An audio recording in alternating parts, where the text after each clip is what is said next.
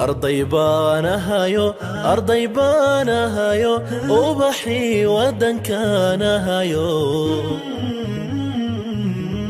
وحان ورديا ورديا دكسي لو آذى وحان ورديا ورديا دكسي لو آذى إنن أقن كورسالو دالكيغا أنفعي إنن أقن كورسالو دالكيغا أنفعي دالكي لا يمذي الله يوي قرقان وعي قلنتا الريان وحان ورديا ورديا دكسي لو آذى وحان ورديا ورديا دكسي لو آذى qaybtana waxaynu ku qaadaa dhigaynaa mas'uuliyadda waalidka waalid ma waxay kula tahay in macallinku ilmaha sida koobka biyaha loogu shubo uu qur'aanka diinta iyo wixii kale ee uu barayaba uu ugu shubi karo marna ma ku fakartay inaad adigu ku leedahay ilmahaaga dowr ka ballaaran kan macallinka si ay dugsiga ama iskoolka wax uga bartaan ama uga faa'iidaan marka hore aynu eegno Allah subhanahu wa ta'ala waxa uu mas'uuliyadda ina ka saaran ilmaheena inagu tusay qaabab kala duwan oo qur'aanka iyo xadiidka nabiga sallallahu alayhi wa sallam labadaba ku soo arooray halkaan uga hadlimayno mas'uuliyadaha waalidka oo dhan waxaynu si kooban diiradda u saaraynaa baraarujin kooban oo aan uga dhaleenahay in waalidku ay dugsiga keensadaan arday uu macallinku kaalmayn karo oo laga dambeeyo Allah subhanahu wa ta'ala waxa uu qur'aanka inoogu sheegay isagoo caruurteena inagala dardaarmaya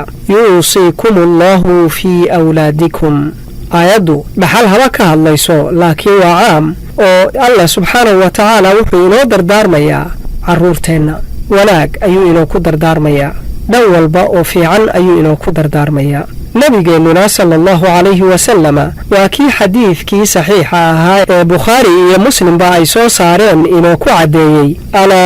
kullukum raac wa kullukum mas'uulun an ra'iyatihi alhadith muttafaqun alayh xadiidkii mas'uuliyadka ka hadlayay ee qaybta guuda uga hadlay raggi ku xijiyay haddana dumarkii ku xijiyay waan cidna ka tagin dhammaantiin waxba la idin raacshay waana la idin kala xisaabtamaya wixii la idin raacshay ayuu xadiidku ku bilaabanaya ومسؤوليات وانا لدين سؤالي دونا وانا لدين ويدين دونا وحل إسراع شيء وقهرية الرورة أيها كمذا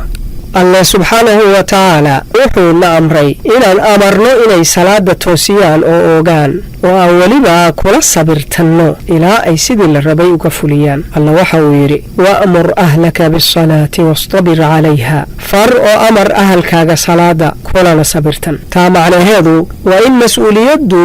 أي سنكو كوبنين عنتدو دا يهويقو دا كليا الدين تو دا يعبادو دا كجرتو مسؤوليات دا والدك وحو كلاو الله إنا تسي إنا مسؤوليات دا كم تهينا العرورتين يو أهلكين كلبا نارتا كإلى لنو يا أيها الذين آمنوا قوا أنفسكم وأهليكم نارا وقودها الناس والحجارة كإلى لي أيو إنا ليه الله سبحانه وتعالى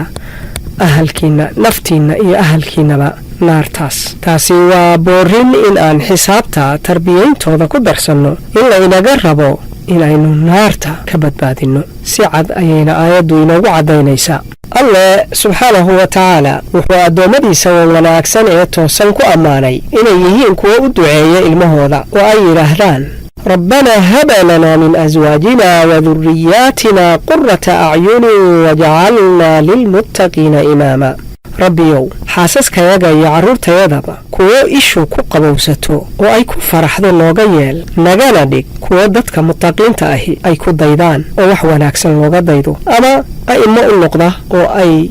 راتكو تقادان wuxuu kale oo alle quraanka inoogu soo guuriyay anbiyadiisii oo ilmahoodii ka fakaraya oo la ducaynaya oo la dardaarmaya sida nabi ibraahim iyo dadkii salaaxada ahaa sidoo kale sida luqmaan dhammaanna waa tababar innaga la inaga siinayo sida ugu fiican ee aynu mas-uuliyaadka la ina raacshay u gudan lahayn in allah subxaanahu wa tacaala kaalmo loo weydiiyo isagaa wax toosin kare ee toosinta isaga laga baryo oo loo duceeyo tusaalayaasha aan xusayno ee mas-uuliyaadka waalidka ee xagga waxbarashada iyo barbaarinta waxaa ka mid ah mas-uuliyadda waalidka ee ilmo ixtiraam u haya macalinka qaanuunka dugsiga iyo ardayda kaleba mas-uuliyadda waalidka ee arday waxbarasho u diyaara mas-uuliyadda waalidka ee la socodka waxbarashada ardayga iyo baahiyihiisa cashar diyaarineed mas-uuliyadda waalidka ee la xiriiridda maamulka iyo macalinka mas-uuliyadda waalidka ee ka qaybgalka kulamada dugsiga mas-uuliyadda waalidka ee dhiirigelinta ardayga iyo dugsigaba mas-uuliyadda waalidka ee ka taageeridda dugsiga dhanka dhaqaalaha dugsigu u baahan yahay sida mushaharaadka macalinka maamulka iyo shaqaalaha kale ee muhiimka ah sida nadaafadda iyo wixii la mida kharashka kirada kharashka biilasha kharashka buugta iyo qalabka kale ee loo baahan yahay kharashka dhiirigelinta abaalmarinta iyo xafladaha iyo wixii la mida kharashka kabidda dugsiga ee uu intaa u baahan yahay lama tirin karo lamana dhammayn karo mas-uuliyadaha waalidka ee markii la eego dhanka waxbarashada carruurta laakiin bal aynu xoogaa ka mid ah si hoose u sii eegno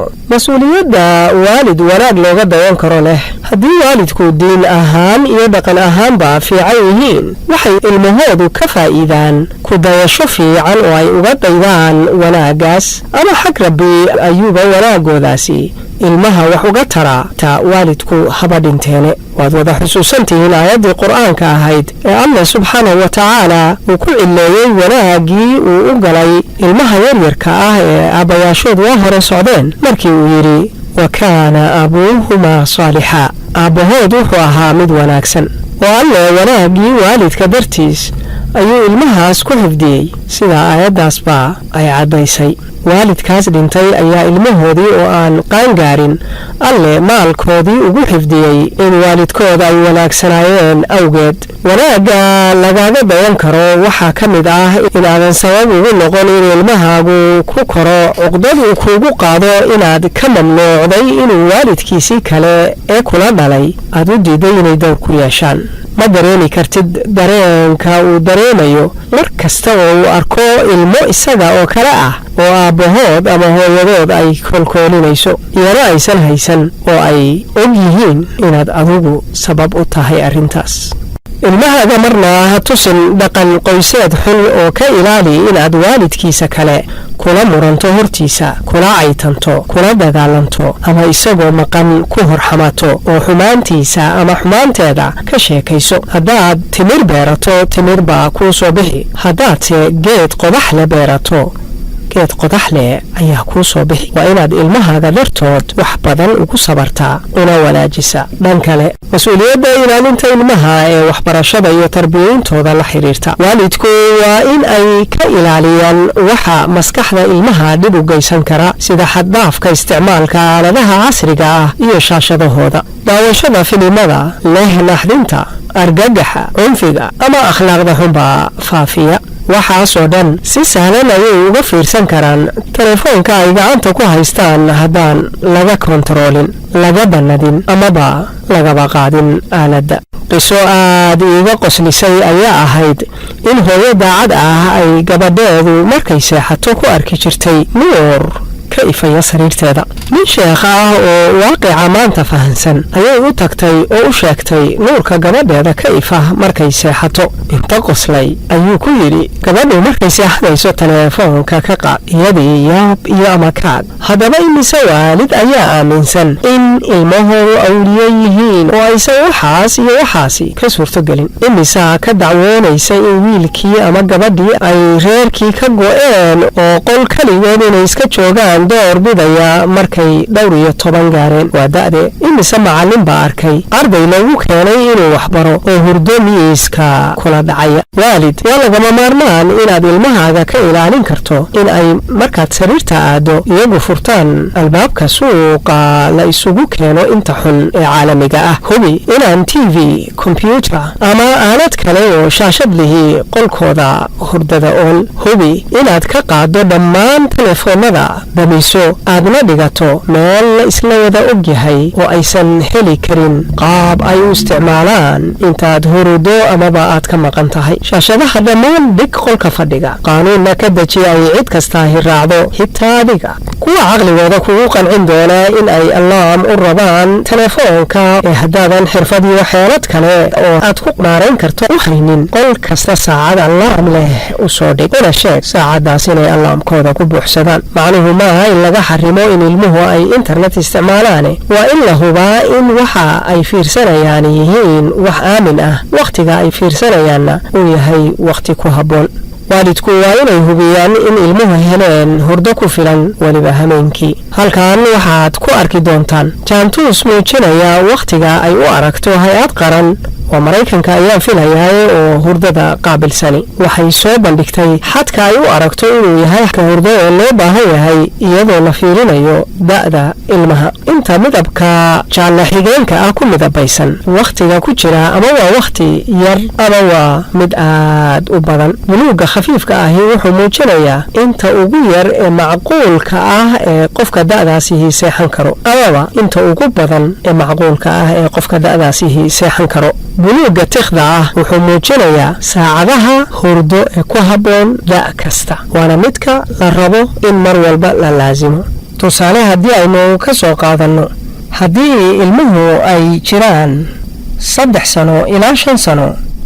oo ah wakhtiga la yiraahdo waa wakhtiga iskuulka ka horeeya, inta ugu yar ee ay seexan karaan waa 8 ilaa 9 saacadood. inta ugu badan ee ay seexan karaanna waa 14 saacadood. marka la leeyahay inta ugu badan waa qofka caafimaadka qaba ee caadiga ah, laakiin inta recommended-ka ah ama loo soo jeediyey ee la yiri waa ku habboon tahay waa 10 ilaa 13 saacadood. hadduu 3 ilaa 5 jir yahay waa inuu seexdaa 10 saac ilaa 13 saac. hadduu yahay da'da iskuulka oo badanaa lagu tilmaamo inay tahay 6 jir ilaa 13 jir, inta ugu yar ee uu seexan karaa waa 7 ilaa 8 saac. inta ugu badan ee uu seexan karaana waa ilaa 12 saac, laakiin inta loo soo jeediyey ee ugu fiicani waa 9 ilaa 11 saacadood oo hurdo ah inuu helo. weliba waa hameenkii hurdada laga hadlaya. ilmuhu haddii uu yahay 14 jir ilaa 17 jir oo ah da'da teenage-ka lagu magacaabo, inta ugu yar ee uu hurdo ahaan seexan karaa waa 7 saacadood. inta ugu badan isaga oo caafimaad qaba uu seexan karaana waa 11 saacadood. inta loo soo jeediyey ee la yiri way ugu fiican tahay ama ugu habboon tahayna waa 8 ilaa 10 saacadood. dadka ka sii waaweyn 18 ilaa 15 waxaa ugu fiican 7 ilaa 9 saac. dadka 26 ilaa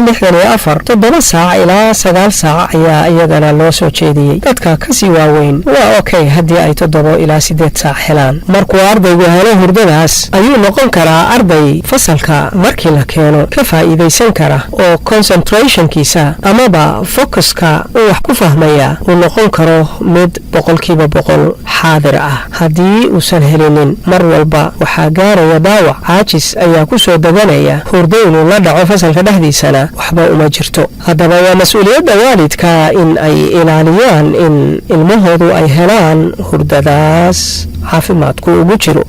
dhanka kale aynu eegaynaa waa dhinaca kalsoonida carruurtu ay ku qabaan waalidka. haddaba waalid kalsooni intee la-eg ayay ilmahaagu kugu qabaan? waalidku waa inay hagaajiyaan heerka kalsoonida ee ilmahooda iyo xiriirka ay la leeyihiin oo ku booriyaan in ay wax walba u sheegi karaan, ugalana hadli karaan si daacad ah. kalsoonida ay ku qabaani waxay fududaynaysaa in ay la wadaagaan markay xaalado adag ku jiraan oo ay caawimaad uga baahan yihiin waalidka. waalid, haddaad aragto ilmahaaga isagoo niyad jabsan ama ooyaya iyo wixii la mida, marna yay caadifadu kula tegin oo ku qaadin. ha kala kordhicin xukun, hana ku ridin xukun maxkamadeed iyo eedayn midna ee isku day inaad ogaato waxa ka oohinaya, fahanto, dabadeedna ka caawiso. waa inaad dabka nool damisaa, ilaan isaga ah arrinta dhabta ah ee u baahan inaad la tacaamusho ee aadan ku mashquulin daminta qiiqa uu dabkaasi bixinayo. marka waa inaad mar walba fahantaa ilmaha sababta u keentay in uu sidan u dhaqmo, kadibna aad sababtaas laftigeeda isku daydaa inaad xal u keento. bar ilmahaaga inay dadka ixtiraamaan laakiin ay xuduudooda si cad u ilaashadaan. hadday ku koraan iyagoo aaminsan inay cid kasta raalli geliyaan waxay dhuminayaan awoodda in ay maya dhihi karaan oo waxay u jilicsanaanayaan inay cid kasta say rabto ka yeesho. haddayse koraan iyaga oo xuduudooda ciddii soo dhaafta maya dhihi kara waxaa hubaala inay noqon karaan kuwo yoolashooda adduun iyo aakhiraba gaari kara oo aan iska raacin ciddii u gacan haatisaba. dhanka koolkoolinta xaddhaafka ah waalid ha ka badbadin ilmahaaga hana ka badin koolkoolinta iyo ilaalinta sidii inay yihiin ukun yar oo jabaysa haddii aadan waardiyo ka ahayn mar kasta oo aadan wakhtigoo dhan siinin. tani waxay gayaysiinaysaa inuu aamino inuusan la'aantaa waxba qabsan karin meelna gaari karin. waadna fahmi kartaa in aysan sax ahayn. haddaba si aad ugu beerto inuu kaa maarmo markii uu joogo xaaladaha aysan suurtagalka ahayn inaad garab joogto oo uu go'aan qaadan karo ama go'aan qaato wax qabsado iyo wixii la mida si wakhti aan waxba laga rabin oo uu xor u yahay waxa uu samaynayo. laakiin u diyaari waxyaalo kala duwan oo uu kala dooran karo marka hore kadibna faraha uga qaad inuu isagu doorto kuu rabo inuu wakhtigiisaa siiyo. tababar ayay u noqonaysaa iyo inuu doorasho iyo go'aan qaadasho lahaado. dhanka mas-uuliyadda kale xagga alla u bariga ama u ducaynta ilmaha waalidku waa inay ilmaha u duceeyaan oo aysan habaarin. ducadu waa fursadda ugu qaalisan ee aad waalid ahaan haysato ilaan ballanqaad ayaad ka haysataa nebigii sallallahu calayhi wasalama in ducada waalidku ay tahay mid la ajiibo. sidoo kale digniin in aadan habaarin ilmahaaga maalkaaga iyo naftaada midna si aadan u waafaqin wakhtiga wax kasta oo alla la weydiistay subxaanahu wa tacaala uusan diidin ee uu ajiibo. haddii aad wakhtigaas waafaqdo adoo habaaraya naftaada maalkaaga ama ilmahaaga waa la ajiibayaa weliba si ducadaadu ay u yeelato raadka ugu badan ee xag tarbiyo iyo mid ajiibideedba waa inaad ku dadaasho in kow aad adigu qof ahaan ka mid noqoto kuwa ducadooda la aqbalo. shuruudaha kuwaas looga mid noqdana waxaa ka mid a xaqa alle oo aad ka soo baxdo sida ikhlaaska salaada iyo xalaal quudadka iska dhowrka xaqa dadka sida maalkooda dhiigooda iyo sharaftooda. sidoo kale waa inaadan xaq darro dembi iyo qaraabo goys midna ku ducaysan. wax xaqdarro ah ama wax dembi ah ama qaraabo goysnimo waxyaalaha noocaasa haddii aad ku ducaysato alla aad weydiisato ma ay ah duco. qofku markii uu ku sifoobo sifooyinka noocaas ah ayuu wuxuu ka mid noqonayaa qof muslina oo allihiis yaqaanana u ahaa wax dadka ducadooda la aqbalo. waxaa kale oo in dadka ducadooda la aqbalo laga mid noqdo iyadana garab socota in ducada aad u ducaynayso aad ku dadaasho in aad ilmaha maqashiiso. maqalkaasi nafci gooni ah ayuu u yeelanayaa raad tarbiyadeedna wuu ka helayaa alle iyo awooddiisana wuu ku fahmayaa. waxaa kale oo iyadana muhiim ah in wax kasta oo aad ka tabanayso si kasta oo ay u adag yihiin ama ay waxu yihiin aadan habaarin amaba aadan u quurin habaar ee ay ducadaadu mid khayr u ah keliya noqoto. caadooyinka khaldan ee isla markii qofku wax kahdaba hadalka afka ka soo baxaa yahay ana kula tagtay khayr laawe eerka lagaaga soo dhac dhaga adagka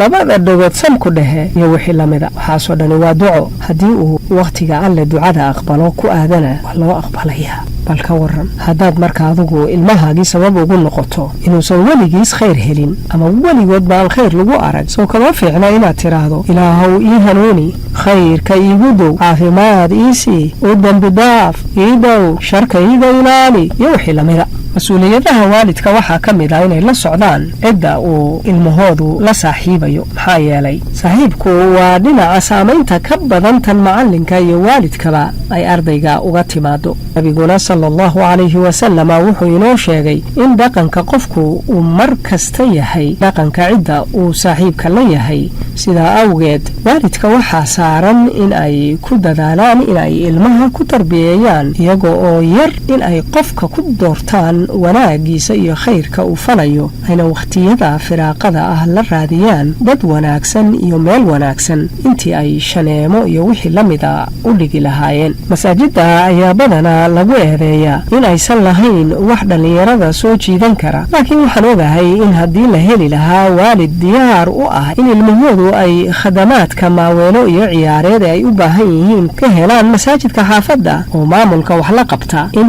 badani ay ku guulaysan lahayn. lahaayeen. faa'iidada ku jirta inay masjidka ka helaan waxyaalaha aynu soo sheegnayna waxaa ka mid ah waxay uga mashquulayaan suuqa xun, waxay ka helayaan toosin iyo waxsheeg aysan meelaha kale ka helayn, waxay ka helayaan saaxiibo wanaagsan, waxay ku xirmayaan salaada iyo wakhtiyadeeda oo ay jamaacadii la tukanayaan, waxay ka dhaxlayaan dareen dadnimo iyo kalsooni jaaliyadeed iyo wixii lamida. marka saaxiibka fiican iyo qaababka saaxiibka fiican lagu helo ama lagu doorto oo waalidku ay kaalmo fiican ka geysan karaan inahaas ayaynu ka sheegaynaa. qaybta labaad ee waalidka waxaynu ku qaadaa dhigi doonaa haddii allaha awoodda lihi ogolaado mas-uuliyadda waxbarashada iyo casharka si ay ula dhaqantaa ka waalid ahaan buundooyinka waxbarasho ee ilmahaaga, mas-uuliyadda dhiirigelinta ee kaa saaran ilmahaaga. ma ku maqlaan ilmahaagu haddii aad ciqaabayso qaab noocee hadduu ciqaabta. waxaa wax ka taaban doonaa ardayga iyo mas-uuliyaadkiisa,